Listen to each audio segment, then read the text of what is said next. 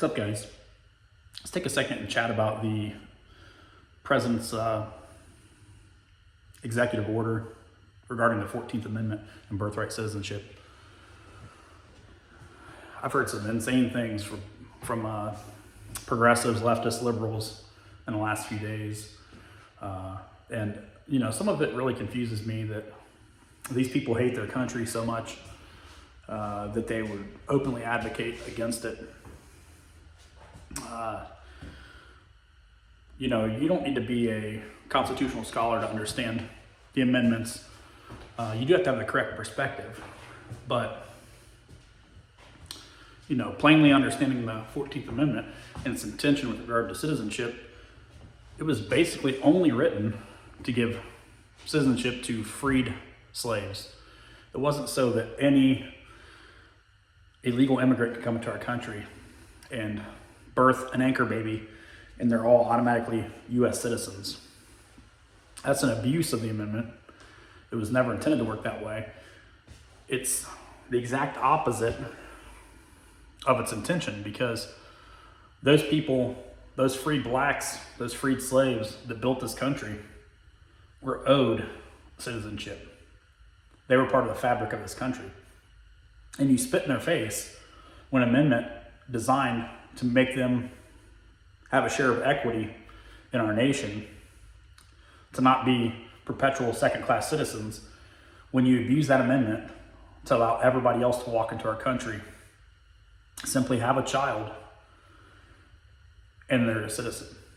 I mean, there's no greater lottery on earth than to be able to pack up from wherever you live, whatever third world country it is, and just, you know, in your 8th month of pregnancy, get to the U.S. border, walk across into the desert to a town, walk into a hospital, give birth to a child, and you get a free ticket on the Rainbow Express.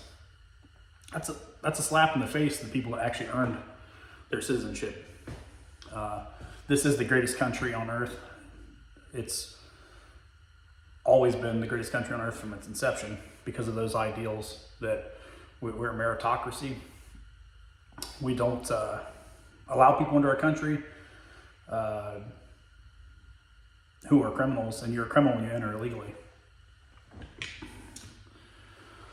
So the idea that these people could just walk in here and have a child and claim citizenship is crazy. And Trump's done what's right. He's positioned a legal showdown over this. So what'll happen is, through his executive order, it's already being challenged by 20 states. It'll make it to the Supreme Court, and as the Supreme Court does with their constitutional duties, they'll determine the constitutionality of that executive order through interpreting the 14th Amendment.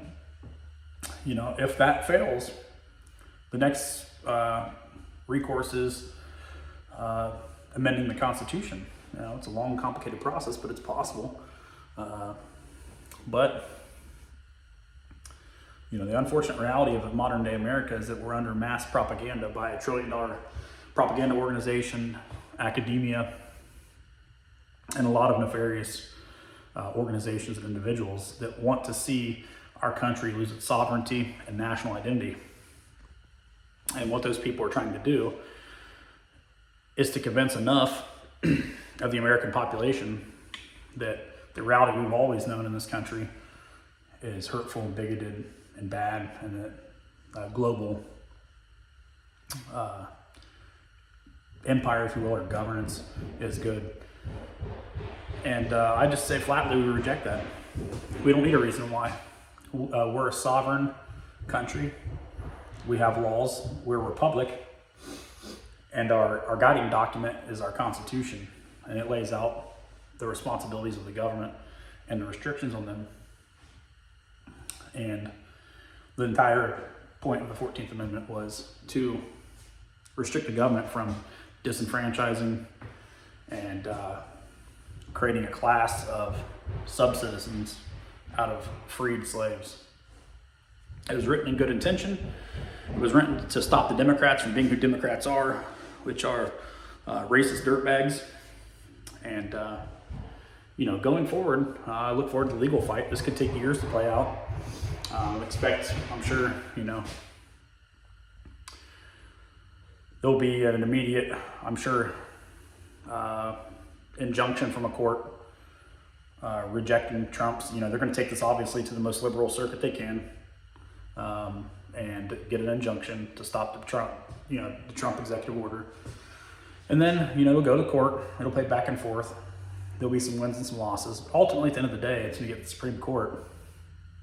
And, what are we going to see? I mean, I didn't think in my lifetime I'd see Roe overturned.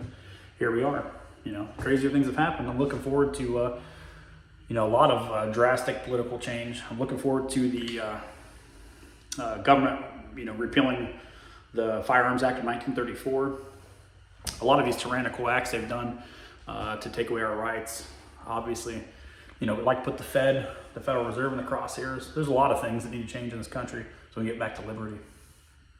We need to end the militarization of the police departments. There's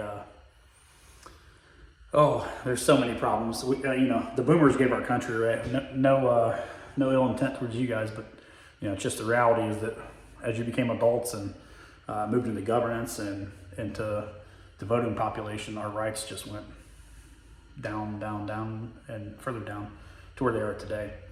And that's just the truth, unfortunately.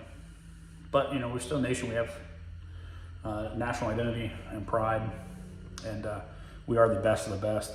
It doesn't matter where you came from, what your color is, what you believe.